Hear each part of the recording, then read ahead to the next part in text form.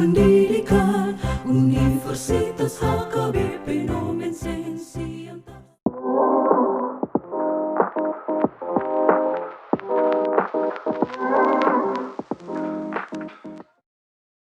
Assalamualaikum warahmatullahi wabarakatuh. Salam sejahtera buat kita semua. Om Swastiastu, Namo Buddhaya, salam kebajikan. Halo Bapak Ibu sekalian, perkenalkan nama saya Eva Pasaribu, SPD MPD. Saya merupakan dosen pendidikan guru sekolah dasar di Fakultas Keguruan dan Ilmu Pendidikan Universitas HKBP Nomen Sen, Pematang Siantar.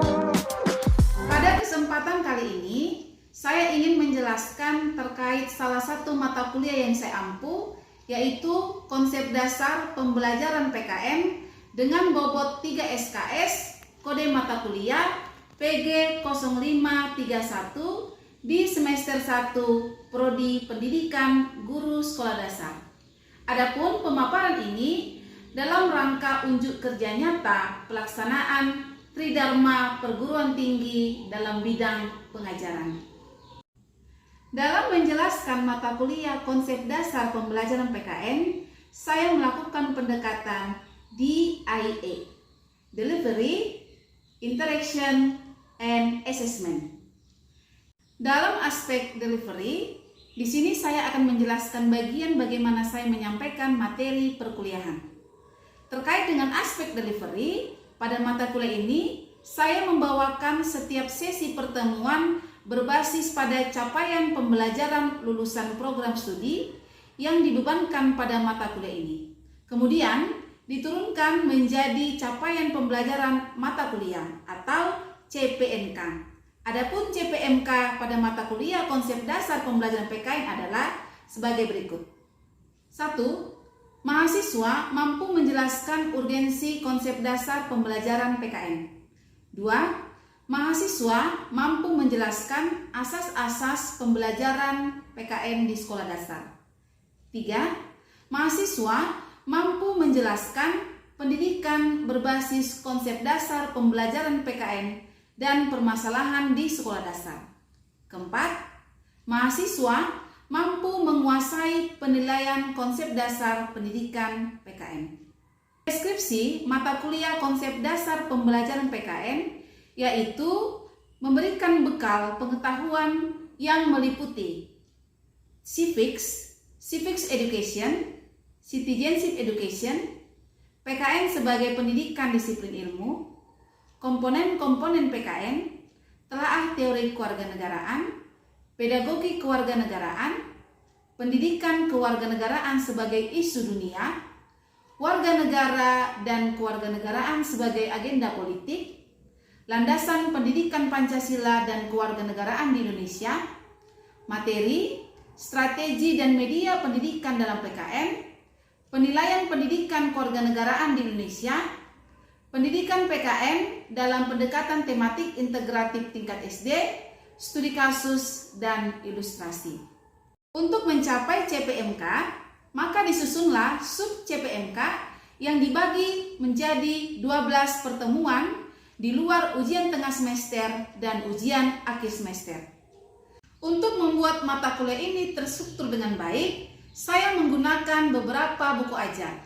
Yang pertama, buku ajar konsep dasar pembelajaran pendidikan kewarganegaraan, karya Eva Pasaribu SPD MPD, penerbit PT Indonesia Emas Group.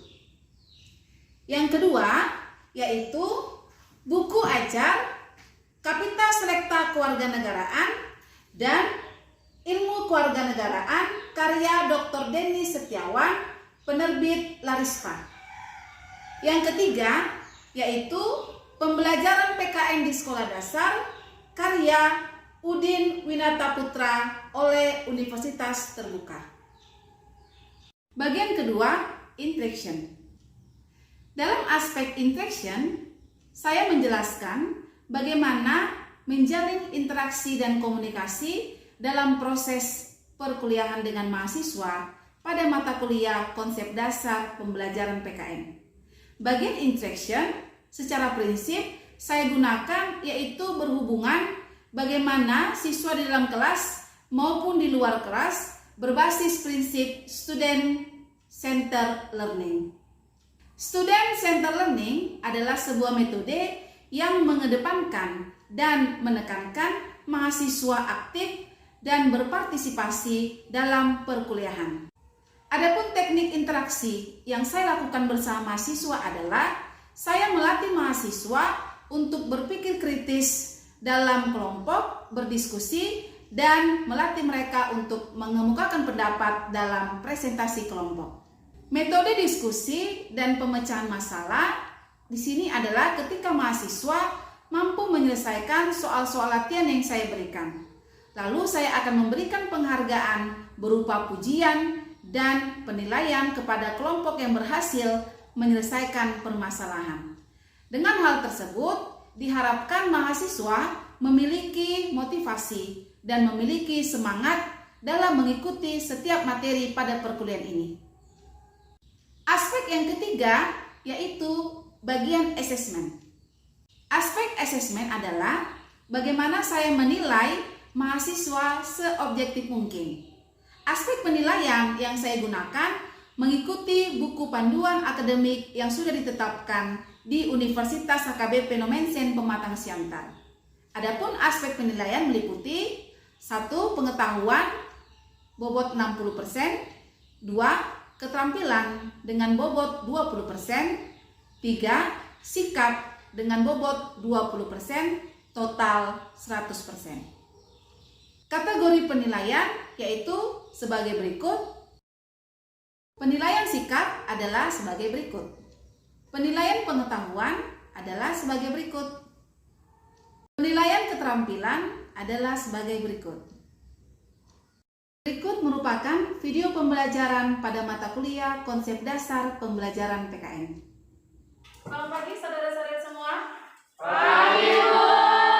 Bagaimana kabarnya hari ini? Baik, Bu. Ya, sebelum kita masuk ke program kita, saya absen dulu ya. Saya cek kehadiran kalian. Saya cek nama hari ini. Hapusan ada? Ayo, Bu. Yunita, ada Bu.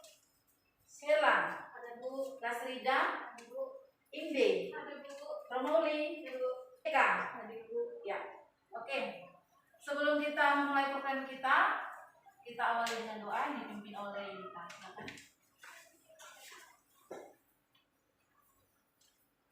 Saudara-saudari semua, sebelum kita memulai perkuliahan hari ini, ada baiknya kita berdoa. Di sini saya akan membawakan dalam acara Tagan Misa.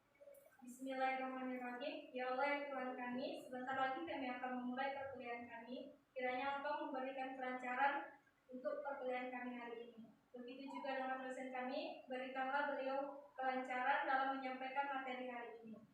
Rabbana atina fid dunya hasanah wa fil akhirati hasanah wa qina adzabannar. Amin. Telah selesai. Ya. Berikut sama-sama kita lihat tampilan PowerPoint. Di sini hakikat atau pengertian dari PKN, mata pelajaran yang memfokuskan pada pembentukan diri yang beragam dari segi beragama, sosiokultural, berbahasa, berbangsa dan bernegara. Ya. Jadi kalau sudah berbangsa dan bernegara itu cakupannya lebih luas, lingkup lebih luas ya, lingkup berbangsa dan bernegara. Tujuannya untuk apa? Menjadi warga negara yang cerdas, menjadi warga negara yang terampil dan berkarakter. Nah, saudara-saudara di Indonesia. Next.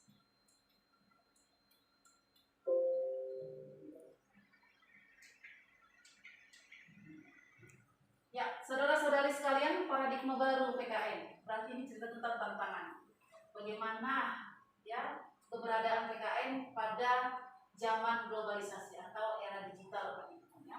Dikatakan di sini PKN itu program pendidikan di sekolah ya. Artinya ada di tingkat sekolah dasar mampu berpartisipasi. Next.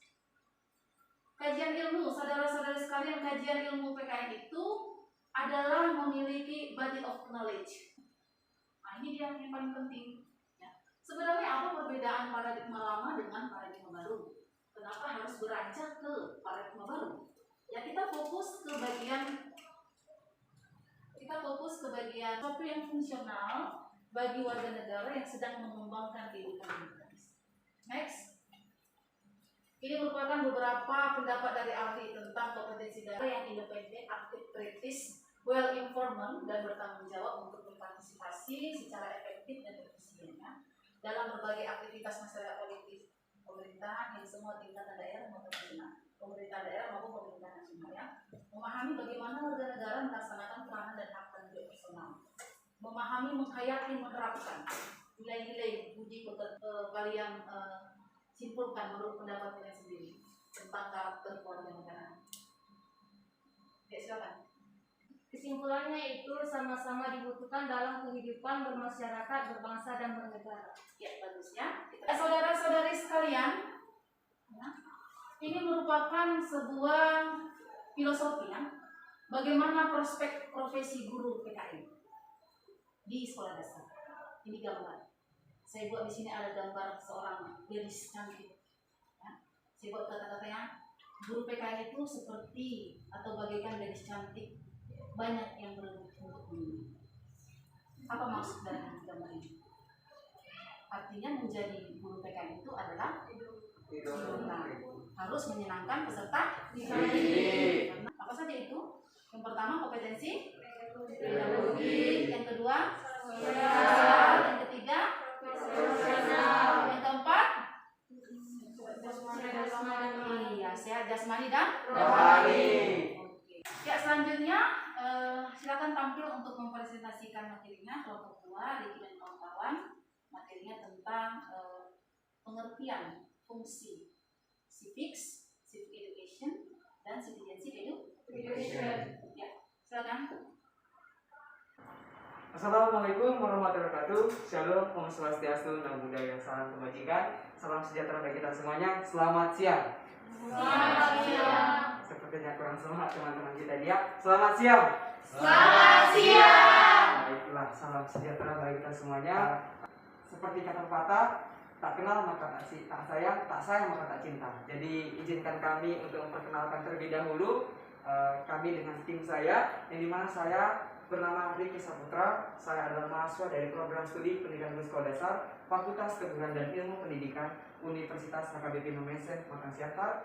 Saat ini saya juga didampingi oleh para bidadari pastinya ya. Di sini teman-teman saya terdiri dari 2 mahasiswi. Yang pertama adalah Lasrida Luman Batu. Beliau adalah mahasiswa dari Pekanbaru. Dan satu lagi teman saya bernama Indi Kristanta Sumbaya. Beliau berdomisili di Simalungun. Baiklah, itulah sedikit pengenalan diri dari kami dengan teman-teman saya. Apabila ada ingin dipertanyakan bisa chat di bawah ini ya.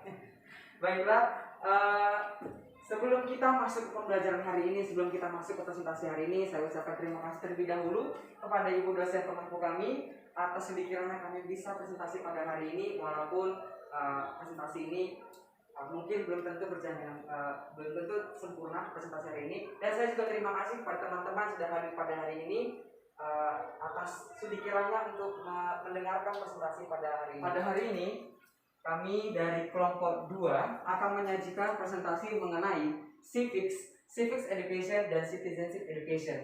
Nah, mungkin kita ini selama beberapa semester ini, apalagi di kajian kurikulum PKN, kita mungkin sering mendengar kalimat pendidikan kewarganegaraan. Nah, di sini akan kita kaji tuntas bagaimana civics, bagaimana civic education, dan bagaimana citizenship education.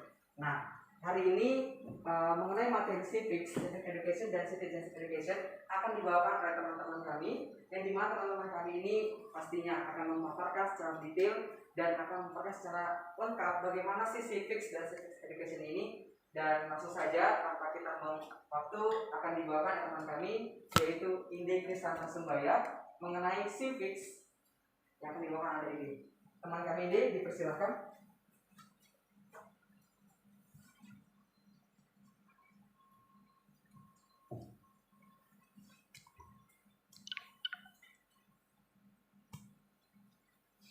Baiklah, di sini saya akan menjelaskan mengenai civic. Apa itu civic? Yang mengenai civic tidak lepas dari sejarah perkembangan negara USA atau United States of America atau Amerika Serikat. Civic mulai diperkenalkan di Amerika Serikat pada tahun sebelumnya Civic Education. Secara bahasa, istilah Civic Education oleh sebagian pakar diterjemahkan ke dalam bahasa Indonesia menjadi pendidikan kewargaan dan pendidikan kewarganegaraan. Semuanya jadi kesimpulan menurut kelompok kami yaitu pendidikan kewarganegaraan menurut Depdiknas tahun 2006 halaman 49 adalah mata pelajaran yang memfokuskan pada pembentukan warga negara yang memahami dan mampu melaksanakan hak-hak dan kewajiban untuk menjadi warga negara yang cerdas, terampil, berkarakter, dan diamanatkan oleh Pancasila dan Undang-Undang Dasar Negara Republik Indonesia tahun 1945. Di sini ada metode dari Civic Education, yaitu ada metode eksplorasi atau penemuan, pemecahan masalah, dan inquiry. Maksud dari metodenya, di sini kelompok kami akan memperlihatkan sebuah video. Mari kita tonton bersama-sama.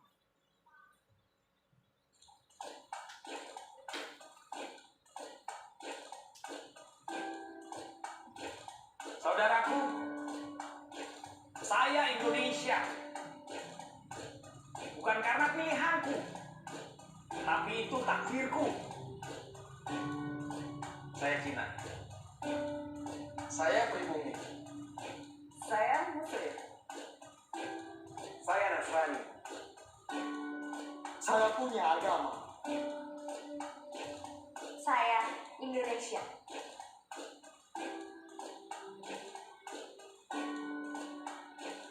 Coba buka lembaran sejarah. Carikan saya fakta kalau kita tidak majemuk. Kehadiran tidak pernah untuk mengancam. Tanah ini diizinkan untuk diinjak oleh perbedaan. Perbedaan budaya, Perbedaan warna kulit. perbedaan kepercayaan. Jadi, jangan dekat aku dengan paksa, tapi terima aku dengan rasa. Saya menolak untuk diamkan. Ketidakadilan yang dibiasakan.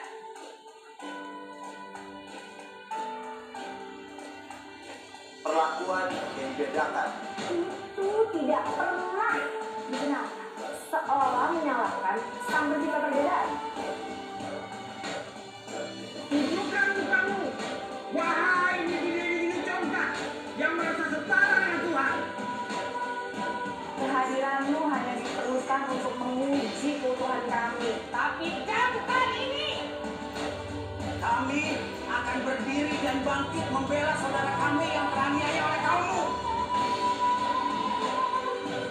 Saudara ini sudah lama dituduh puas. Bangun, ayo bangun. Dengarkan suaraku. Di mana mayoritas bersatu dengan minoritas dalam rasa solidaritas. Saya Indonesia, bersatu kita teguh, bercerai seruntuh. Sampai akhir hidupku. Saya Indonesia. Kami Indonesia.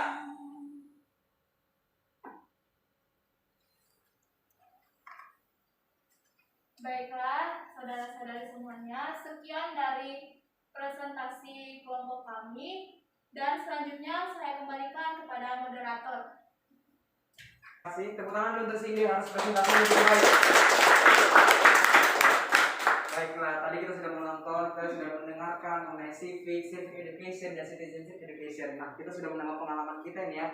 Apa sih civic ini? Apa sih civic education ini? Dan apa sih citizenship education ini? Nah, tadi kita sudah menonton video juga mengenai kami Indonesia. Benar, pendidikan kewarganegaraan hadir gunanya untuk apa? Untuk mempererat, untuk menciptakan generasi. Jadi seperti teman-teman kita ini ada yang muslim, ada yang non muslim. Nah, kita ini bukan harus terpecah belah, tapi harus menjadi satu agar kita bisa menjadi warga negara yang baik dan menciptakan negara yang lebih baik ke depannya. Baiklah, inilah yang bisa kami berikan pada hari ini presentasinya. Namun kita akan masuk ke sesi berikutnya, yaitu sesi tanya jawab, yang dimana di sini kita coba dulu satu pertanyaan dari teman-teman mahasiswa dan silakan tunjuk tangan apabila ada teman yang ingin bertanya. Baiklah, terima kasih. Ada satu teman kita yang ingin bertanya. Silakan Kak, dipersilakan untuk bertanya. Bagaimana menurut pendapat kelompok bahwa mata pelajaran pendidikan kewarganegaraan itu sangat penting untuk tingkat sekolah dasar? Terima kasih. Baiklah, bagaimana penutulan? Sudah bisa tulis? Sudah aman? Mantap. Baiklah, tepuk tangan dulu untuk teman kita atas pertanyaan dari Linda. Terima kasih atas pertanyaan dari teman kami Linda Susanti Situmea. Namun saya coba dulu bawa ke audiens. Apakah dari teman-teman ada yang mau menyampaikan pendapatnya atas pertanyaan dari teman kita Linda Susanti? Baiklah, tepuk tangan dulu untuk teman kita ini. Baiklah. Pertanyaannya adalah bagaimana pendidikan kewarganegaraan itu penting di sekolah dasar? Menurut saya, bagaimana pentingnya pendidikan kewarganegaraan itu dikarenakan yang dimana siswa atau anak pembentukan kepribadian, kewarganegaraan ataupun kemasyarakatannya dimulai dari sejak dini.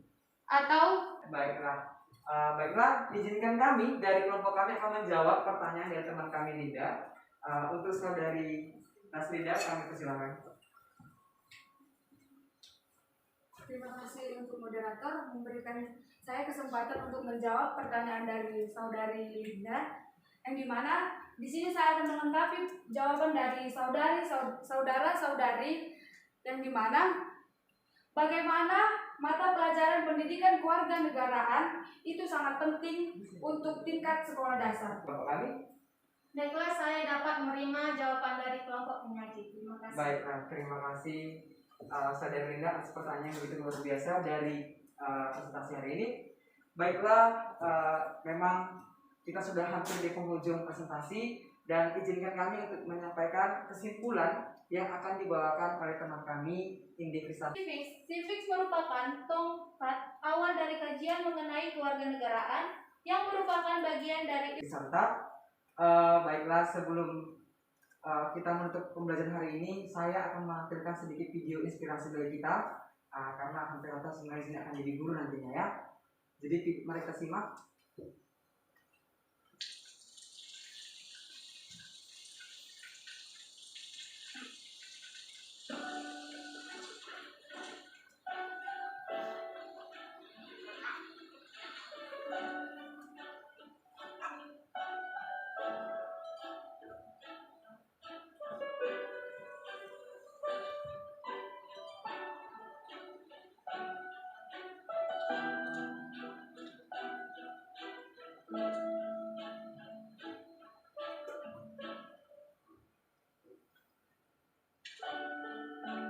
เขาจะได้อะไร ถ้าเขาทำแบบนี้ทุกวัน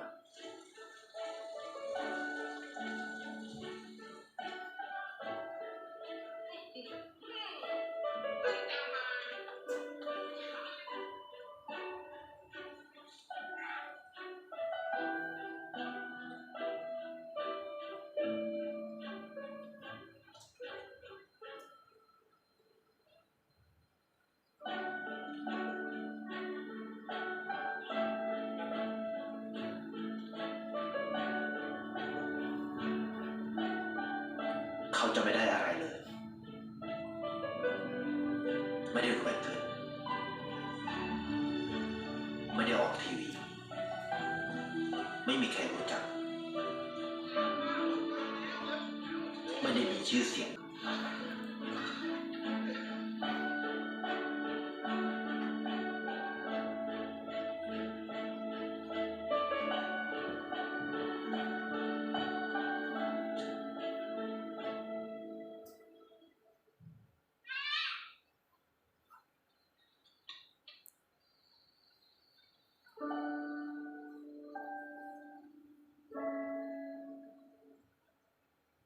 Terima สิ่งที่เขาได้คือได้แค่ความรู้สึก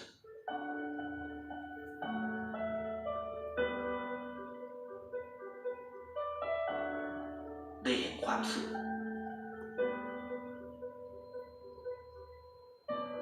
ได้เข้าใจ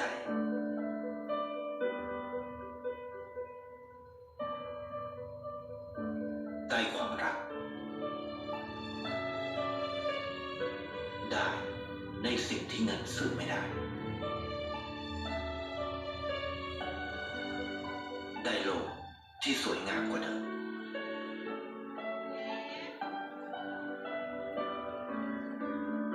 ในชีวิตคุณอะไร Baiklah, terima kasih. Dari video ini banyak mengajarkan tentang kehidupan, apalagi kita yang akan menjadi seorang guru nantinya. Bahwasanya kebahagiaan itu bukan hanya sekedar dari mobil mewah. Kebahagiaan itu bukan berdasarkan dari kita mendapatkan yang berlimpah, tapi kebahagiaan dari perasaan kita. Perasaan kita ketika kita mampu memberikan kebahagiaan juga bagi orang lain. Begitu pula menjadi seorang guru.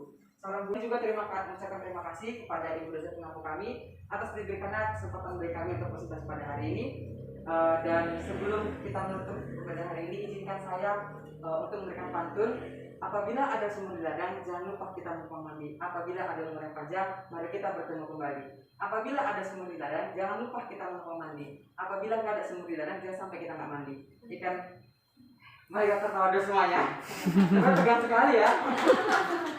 Baiklah, pantun yang berikutnya adalah ikan gembung, ikan lele, ikan dencis, ikan teri. Itulah jenis-jenis ikan di Indonesia. Baiklah, saya tutup dengan wabillahi taufiq. Wassalamualaikum warahmatullahi wabarakatuh.